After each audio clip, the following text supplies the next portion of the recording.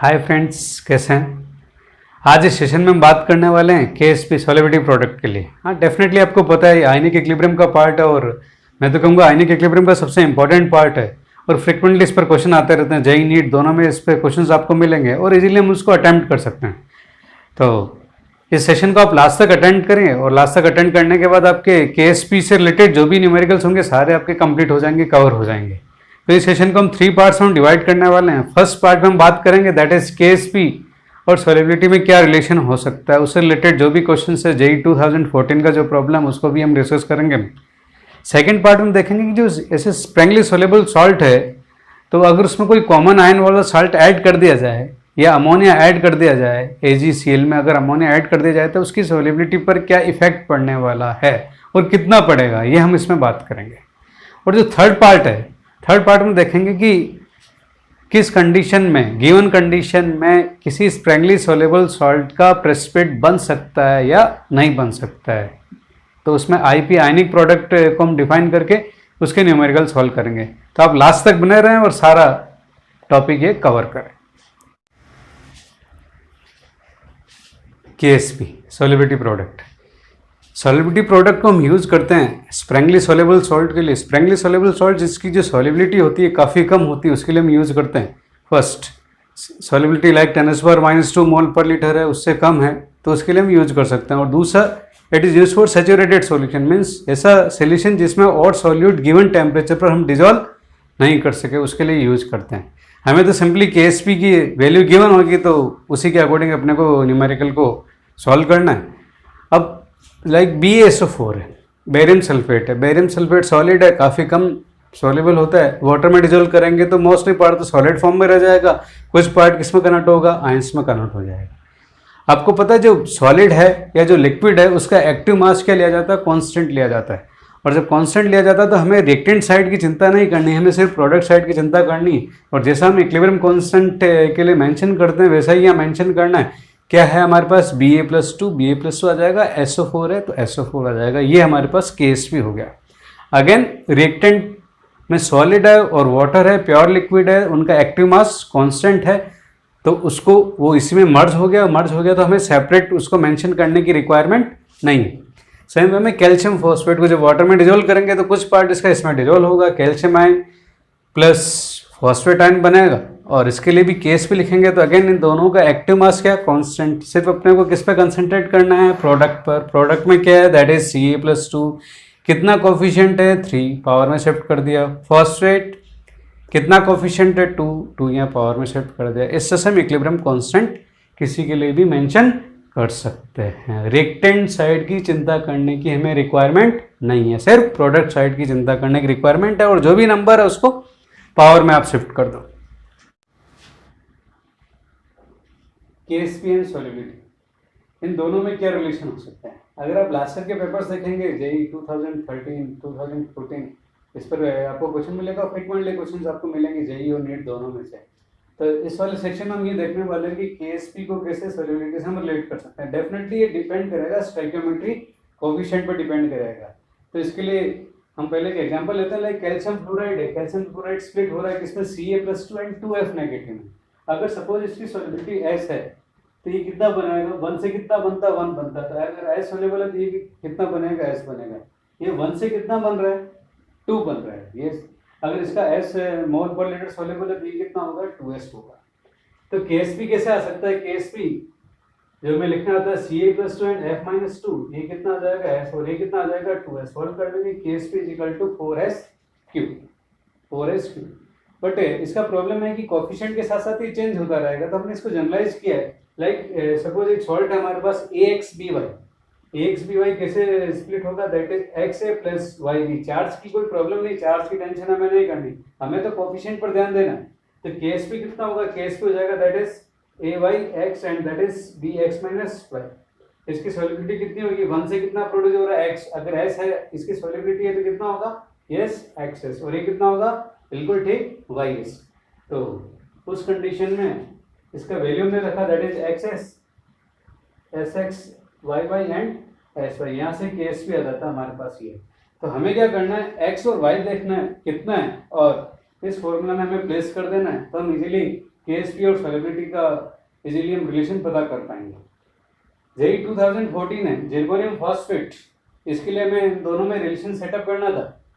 तो आप देख सकते हैं इसमें ZR कितना 3 है और फॉस्फेट कितना है 4 है, तो मीन्स X कितना हो गया 3 हो गया, Y कितना हो गया 4 हो गया।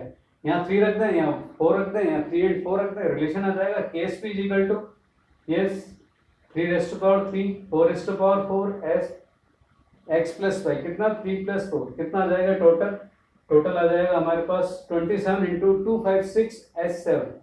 तो सॉलिबिलिटी और KSP में क्या रिलेशन आ जाएगा finally S is equal to KSP और 6912 1/7।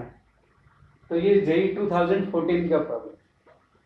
जेई 2013 का भी एक प्रॉब्लम आया था Hg2Cl2। इसमें हो सकता है कोई स्टूडेंट एरर करते हैं कि Hg2Cl2 स्प्लिट कैसे होता है। Hg2Cl2 इससे से स्प्लिट नहीं होगा कि 2Hg+1 बने +2Cl नेगेटिव बने। अगर आपने डी ब्लॉक पढ़ा है तो उसमें डेफिनेटली पता आपको Hg+1 एग्जिस्ट नहीं करता है, Hg2+2 ही एग्जिस्ट करता है। जो मर्क्यूरस आयन है दैट इज Hg2+2 एग्जिस्ट करता है। Hg+1 की जो स्पिन वैल्यू होती है, स्पिन वैल्यू एक्सपोनेंटली 0 आती है, तो हम ये कहते हैं कि उसमें Hg और Hg के बीच में बॉन्ड प्रेजेंट है, और बॉन्ड प्रेजेंट है तो ये कैसे एग्जिस्ट करेगा, ये एग्जिस्ट करेगा Hg2+2, बस यही है इसके अंदर। तो Hg2Cl2 कैसे स्प्लिट होगा, Hg2+2 एंड +2Cl नेगेटिव। तो आप देख सकते हैं x कितना है इसके लिए, x हमारे पास आ जाएगा दैट इज 1, और y कितना आ जाएगा, y आ जाएगा हमारे पास 2 आ जाएगा। इसका कोफिशिएंट 1 है, इसका कोफिशिएंट 2 है, तो यहाँ 1 पुट करें, यहाँ पर 2 पुट करें, यहाँ 1 + 2 पुट करें, तो KSP इज इक्वल टू कितना हो जाएगा 1⁻1 एंड y कितना है, y दैट इज 2⁻2 है, और x प्लस y कितना आ जाएगा दैट इज 1 + 2। तो फाइनल रिलेशन आ जाएगा KSP is equal to 4s³। तो इससे से दोनों क्वेश्चन हम इजीली यहाँ पर सॉल्व कर सकते हैं, और KSP और सॉल्युबिलिटी में हम रिलेशन बता सकते हैं।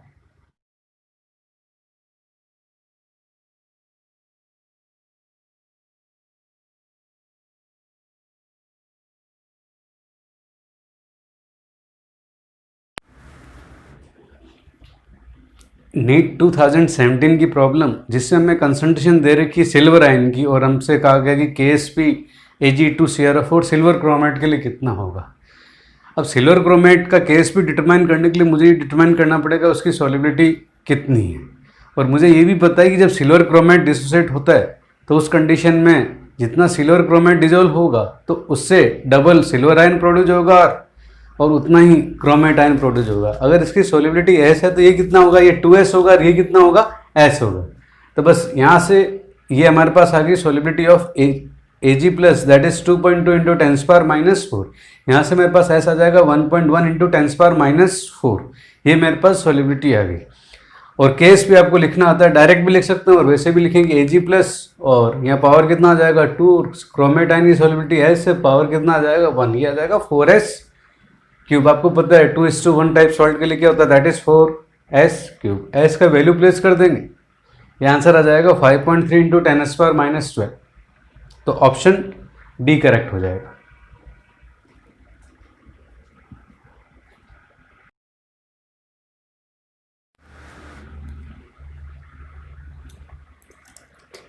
इस पार्ट हम देखने वाले हैं कि अगर कोई कॉमन आयन वाला इलेक्ट्रोलाइट हम ऐड करें स्प्रैंगली सॉल्युबल सॉल्ट में, या कोई कॉम्प्लेक्स बनने की टेंडेंसी हो, तो उस कंडीशन पर स्प्रैंगली सॉल्युबल सॉल्ट की सॉल्युबिलिटी पर क्या इफेक्ट पड़ेगा। अगर मैं NaCl को ऐड कर दूं, if NaCl is added in AgCl, तो AgCl की सॉल्युबिलिटी वाटर के कंपेरिजन में क्या होगी, उसकी इंक्रीज होगी या डिक्रीज होगी। फर्स्ट पार्ट में तो हम ये देखने वाले हैं। तो इसका सबसे सिंपल की कंसेप्ट ये है कि जितना ज़्यादा कॉमन आयन की कंसंट्रेशन रहेगी सॉल्युबिलिटी उतनी डिक्रीज होगी। कैसे डिक्रीज होगी वो हम एक्सप्लेन कर सकते हैं। लाइक AgCl पता है आपको Ag plus and Cl negative. NaCl अगर मैं वाटर में डिजोल्व करता हूँ तो Na positive and Cl negative बनाएगा। आपको पता है ये कॉमन आयन है, Cl नेगेटिव यहाँ से भी आ रहा है, ये भी आ रहा है Cl negative, that is known as common ion effect. और जितना ज़्यादा कॉमन आयन की कंसंट्रेशन ज़्यादा होगी तो लीच-एटलेट्स प्रिंसिपल के अकॉर्डिंग ये किस डायरेक्शन में शिफ्ट होगा, यस बिल्कुल करेक्ट, बैकवर्ड डायरेक्शन में शिफ्ट होगा। और जब बैकवर्ड डायरेक्शन में शिफ्ट होगा तो क्या बनेगा, AgCl सॉलिड बनेगा। और जब AgCl सॉलिड बनेगा तो उस कंडीशन में कह सकता हूँ कि NaCl की प्रेजेंस में AgCl की सॉल्युबिलिटी डिक्रीज होगी।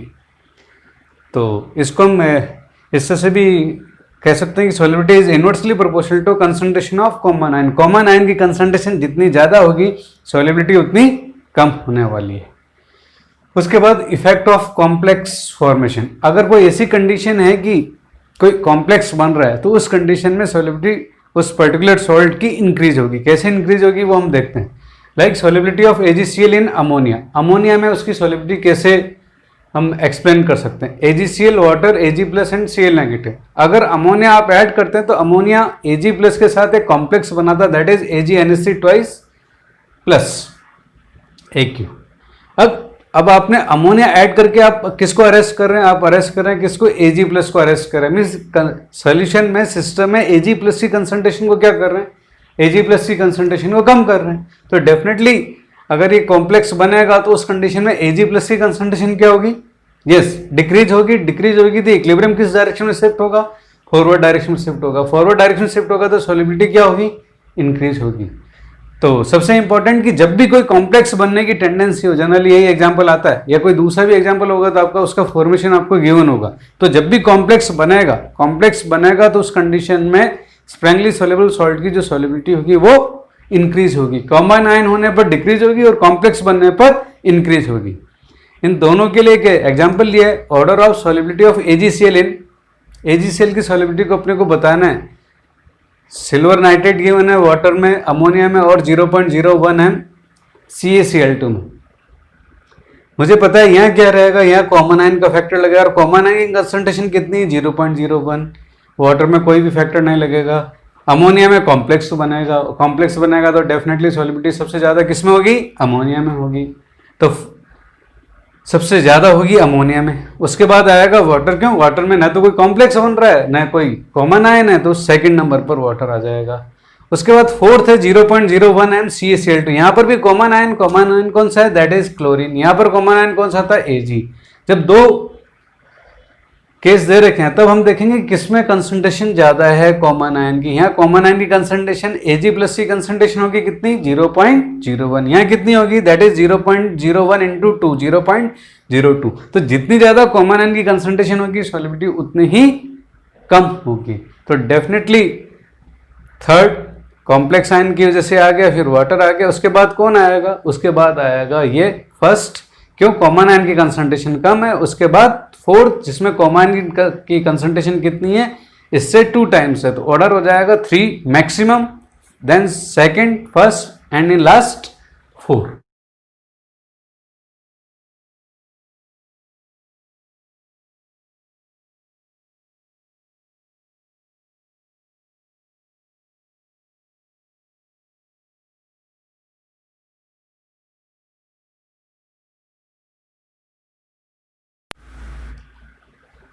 इस न्यूमेरिकल में हमें AgBr की सॉलिबिलिटी डिटरमाइन करनी है इन अमोनिया। अमोनिया में आपको पता है कॉम्प्लेक्स बनेगा और जब कॉम्प्लेक्स बनेगा तो सॉलिबिलिटी क्या होगी? इंक्रीज होगी। तो देखते हैं थोड़ा सा क्रिटिकल न्यूमेरिकल। AgBr कैसे स्प्लिट होगा? Ag + Br negative. इनिशियली हम अज्यूम कर लेते हैं इसकी सॉलिबिलिटी कितनी है? S है और इसकी भी S है। अब आपको पता है कॉम्प्लेक्स बनेगा AgNH3 ट्वाइस प्लस बनेगा। कॉम्प्लेक्स KF इसका वैल्यू गिवन है। यहाँ से हमने Ag कितना लिया? S लिया। अमोनिया की कितनी कंसंट्रेशन है? 0.4 है, 0। अब यहाँ पर KF काफ़ी ज़्यादा है। KF काफ़ी ज़्यादा है तो उस कंडीशन में मैं ये एज्यूम कर सकता हूँ एक बार के लिए कि ये रिएक्शन करीब करीब कंप्लीट हो गई होगी। तो उस कंडीशन में कितना होगा? 0। ये कितना होगा? 1 से, अगर ये 1 है तो ये कितना है? प्रोडक्ट में कन्वर्ट होगा 2। तो S है तो ये कितना कन्वर्ट होगा? 2S। ये कितना बनेगा? S। बट आप कहोगे नहीं ये तो इक्विलिब्रियम है तो ये 0 कैसे हो सकता है? बिल्कुल। अब मैं इसमें से थोड़ा सा वापस स्प्लिट कर देता हूँ। कितना? X। ये कितना बना? 2x। और ये कितना बनेगा? x। क्यों? ये किसी भी कंडीशन में 0 नहीं हो सकता।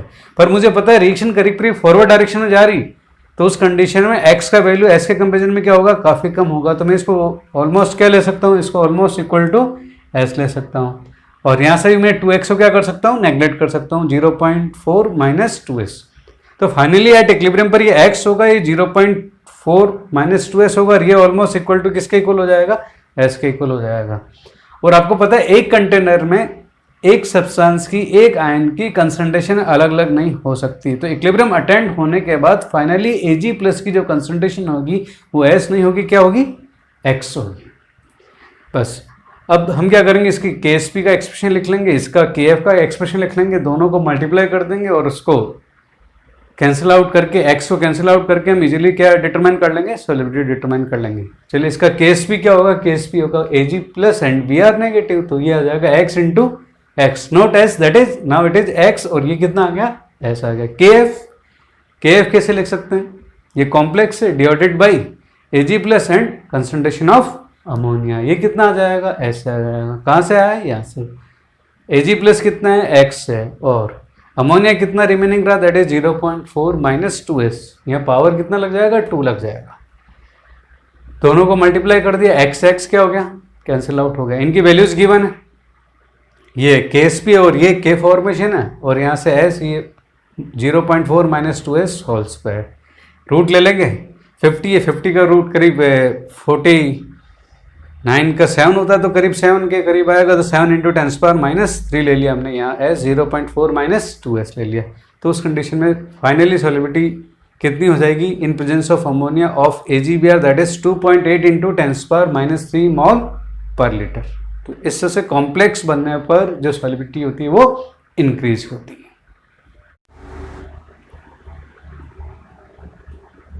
इस पार्ट में हम बात करने वाले हैं कि किस कंडीशन में प्रेसिपिटेट बन सकता है और नहीं बन सकता है। तो उसके लिए हमें KSP गिवन होगा और हमें अपनी तरफ से IP डिटरमाइन करना होगा। IP क्या होता है, IP is that is ionic product, और कई बार इसको Q से ही बताते हैं। तो आयनिक प्रोडक्ट हम डिटरमाइन कर लेंगे। आयनिक प्रोडक्ट और KSP में क्या डिफरेंस होता है, जो KSP है, KSP सिर्फ सेचुरेटेड सॉल्यूशन के लिए वैलिड होता है, और IP सेचुरेटेड के लिए भी वैलिड हो सकता है और अनसेचुरेटेड के लिए भी वैलिड हो सकता है। एज इट इज हमें डिटरमाइन करना IP, और उस IP को कंपेयर करना किससे, KSP से डिटरमाइन करना।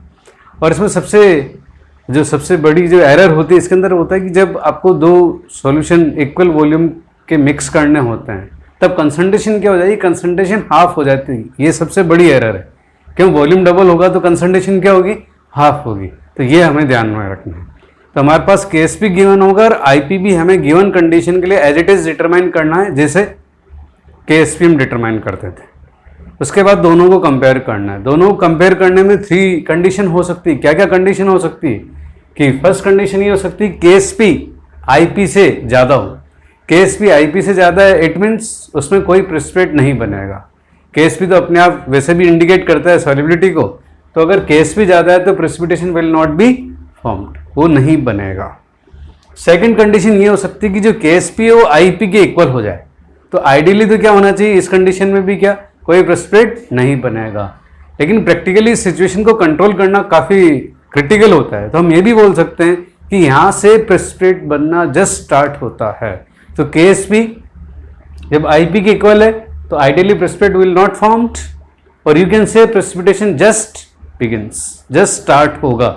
एक लिमिटिंग कंडीशन आ जाएगी कि हाँ इस पर जस्ट स्टार्ट हो सकता है। और थर्ड, अगर IP ज़्यादा हो गया, मीन इतना तो सोल्यूट उसमें सर्वाइव नहीं करेगा, और जब सर्वाइव नहीं करेगा तो उस कंडीशन में क्या होगा, उस कंडीशन में प्रेसिपिटेट बनेगा।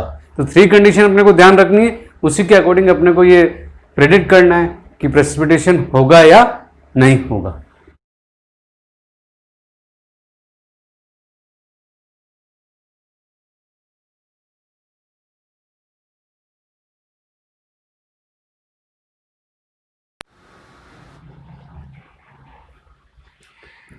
जेई की प्रॉब्लम, इसमें हमें कैल्शियम आयन की कंसंट्रेशन गिवन और फ्लोराइड आयन की कंसंट्रेशन गिवन है, और हमें ये प्रेडिक्ट करना है कि किस केस में कौन से ऑप्शन में प्रेसिपिटेट बनेगा।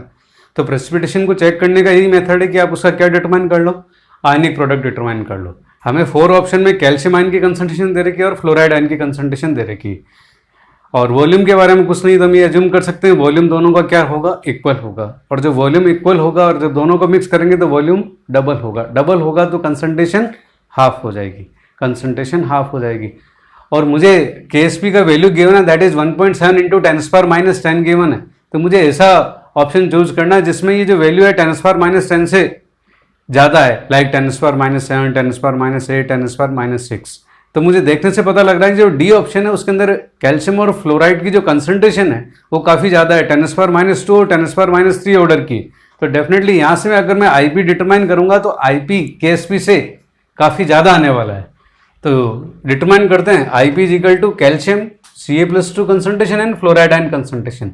कुछ को डाउट हो सकता है 2F आना चाहिए। 2F तब आता है जब कैल्शियम फ्लोराइड स्प्लिट होता है किसमें, Ca+2 एंड F नेगेटिव में। कैल्शियम का अलग सोर्स है और फ्लोराइड का अलग सोर्स है, तो 2F नहीं आएगा, 2F नहीं आएगा। हमें डायरेक्ट पुट करना है concentration of calcium ion that is 10⁻², volume double होगा तो कंसंट्रेशन हाफ हो जाएगी, तो उस कंडीशन में बाई 2 आ जाएगा। क्लोराइड कितना है 10⁻³ डिवाइडेड बाई 2, वही वॉल्यूम डबल तो कंसंट्रेशन हाफ आ जाएगा। ये 2 एज इट इज आ रहा पावर में, तो Ip का वैल्यू आएगा 1/8 इंटू 10⁻8 और केस भी अपने को गिवन है 1.7 इंटू 10⁻10। तो उस कंडीशन पे आप देख सकते हैं Ip ज़्यादा है किससे, KSP से। तो इस वाले ऑप्शन में जो डी ऑप्शन है उस कंडीशन में Ip KSP से ज़्यादा होने की वजह से प्रेसिपिटेशन होगा, तो करेक्ट ऑप्शन हो जाएगा दैट इज डी।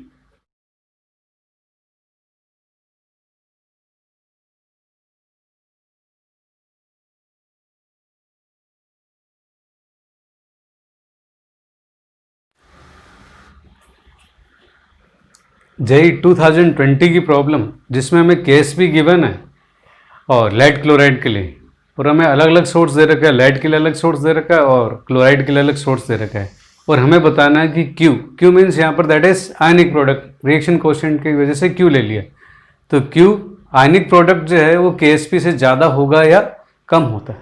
तो उसके लिए थोड़ा सा कंसंट्रेशन का भी इन्वॉल्वमेंट है इसके अंदर। हमें पता है मोलरिटी होती है that is millimole divided by volume in ml। Mole divided by volume in litre तो होता ही होता है, एक millimole divided by volume in ml। तो सबसे पहले मैं क्या करूंगा, लेड और क्लोराइड के मिलीमोल डिटरमाइन कर लूंगा। कैसे डिटरमाइन करूंगा, मोलरिटी को मल्टीप्लाई करते हुए किससे, वॉल्यूम इन ml से। दोनों के मिलीमोल आ जाएंगे, मिलीमोल आने के बाद मिक्सिंग के बाद मैं मोलरिटी डिटरमाइन कर लूंगा कि उसकी कितनी मोलरिटी होगी, लेड की कितनी मोलरिटी होगी और क्लोराइड की कितनी मोलरिटी होगी। तो सबसे पहले लेड के मिलीमोल हो जाएंगे कितने, मोलरिटी दे रखी इसके सॉल्यूशन की 0.134 और इसका वॉल्यूम दे रखा 300, ये आ गए मिलीमोल। किसके मिलीमोल आ गए, लेड के, Pb+2 के। अब फाइनली मोलरिटी हमें डिटरमाइन करना है, तो टोटल वॉल्यूम कितना होगा, इस वाले लेड के सॉल्यूशन का वॉल्यूम कितना है 300 और इसका कितना है 100, टोटल कितना हो जाएगा 400। दोनों के लिए कितना फाइनल वॉल्यूम रहेगा, दैट इज 400। ये फाइनली लेड की क्या आ गई, Pb+2 की मोलरिटी आ गई, सॉल्युबिलिटी आ गई। अब बात करते हैं क्लोराइड की। अगेन यहाँ पर 2Cl नहीं आएगा, क्यों, Cl नेगेटिव का जो सोर्स है that is not PbCl2, Cl negative का जो सोर्स है दैट इज NaCl। तो Cl नेगेटिव की कंसंट्रेशन कितनी होगी, सबसे पहले इसके मिलीमोल डिटरमाइन कर लें। मिलीमोल के लिए again molarity into volume in ml। Molarity दे रखा है कितना, मोलरिटी हमें गिवन है 0.4 और वॉल्यूम दे रखा 100 ml। ये इसका मिलीमोल आ गया और मिलीमोल को मैं डिवाइड करूंगा किससे, मिलीमोल को डिवाइड करूंगा टोटल वॉल्यूम दैट इज 400। यहाँ पर भी 400 था, यहाँ पर भी 400 था, तो इससे से मेरे पास Q और IP आ जाएगा। IP जब मैं इसे सॉल्व करूंगा तो उस कंडीशन में सॉल्व करने पर ही आएगा 1.005 इंटू 10⁻³ और केस भी अपने को पहले से गिवन है दैट इज 1.6 इंटू 10⁻⁵। तो आप इजीली इन दोनों को कंपेयर